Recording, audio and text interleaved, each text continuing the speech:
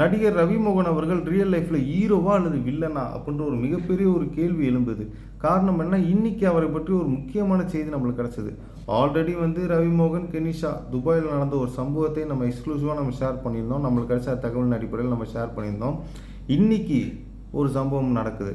அது என்னன்னா, ரவிமோகன் அவர்களுடைய நீலாங்கரை வீட்டுக்கு சென்ற 2 பணிப்பெண்கள் திரும்பி வீட்டுக்கு வரலன்ற மாதிரி ஒரு புகார் நீலாங்கரை காவல் நிலையத்துக்கு சேருது.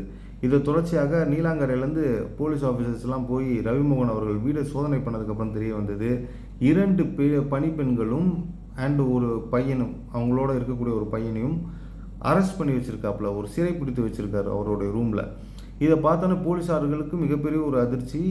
ஏங்க இப்படி சிறைப்பிடித்து வச்சுருக்கீங்கன்னு கேட்டதுக்கு ரவிமோகன் இல்லைங்க, எங்கள் வீட்டில் பொருள்கள்லாம் இந்த 2 பணிப்பெண்கள் திருடி இருக்காங்க, அதனால் நான் சிறைப்பிடித்து வச்சுருக்கேன் அப்படின்ற மாதிரி சொல்லியிருக்காரு.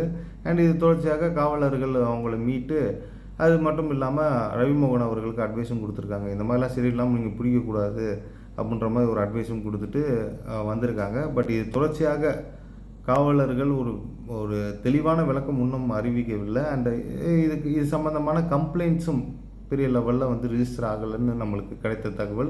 ஏன்னால் ரவிமோகன் அவர்கள் இன்னைக்கு பண்ணது மிகப்பெரிய ஒரு அஃபென்ஸ், ஒரு கிரிமினல் அஃபென்ஸ். அவங்க வீட்டில் ஒரு பொருள் காணாமல் போயிருந்தாங்கன்னா அது சட்ட ரீதியாக கம்ப்ளைண்ட் கொடுத்து அதுக்கான ஆக்ஷன் எடுத்துக்கலாம். இவர் சிறை பிடிக்கிறதுக்கு இவர் போலீஸா இல்லை ஜட்ஜா, யார் இவர்?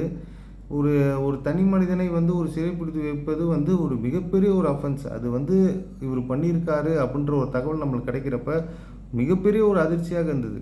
ஏன்னா இது முதல்ல வெளியிடுறவங்க சில மீடியாஸ் மட்டுமே தான், தந்தியும் சில மீடியாஸ் மட்டும்தான். பெரும்பான்மையான எந்த மீடியாஸும் இதை பற்றி பேசவே இல்லை, எல்லாம் சைலண்ட் ஆகிட்டாங்க.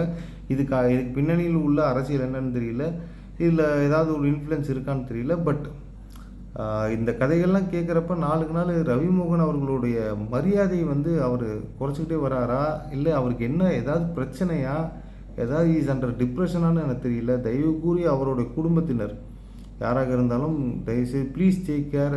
இந்த மாதிரி கம்ப்ளைண்ட்ஸ்லாம் வரப்போ என்னடா இது இப்படி நடக்குதுன்ற மாதிரி நம்மளுக்கு தோணுது. அதனால் தக்க நடவடிக்கை காவலர்களும் சரி, இல்லை அவங்க குடும்பத்தினர் ப்ளீஸ் டேக் சம் ஆக்ஷன். ஏன்னா நாளுக்கு நாள் அவர் மோசமாக போயிட்டுருக்க மாதிரி எனக்கு ஃபீல் ஆகுது. So please take care. Thank you.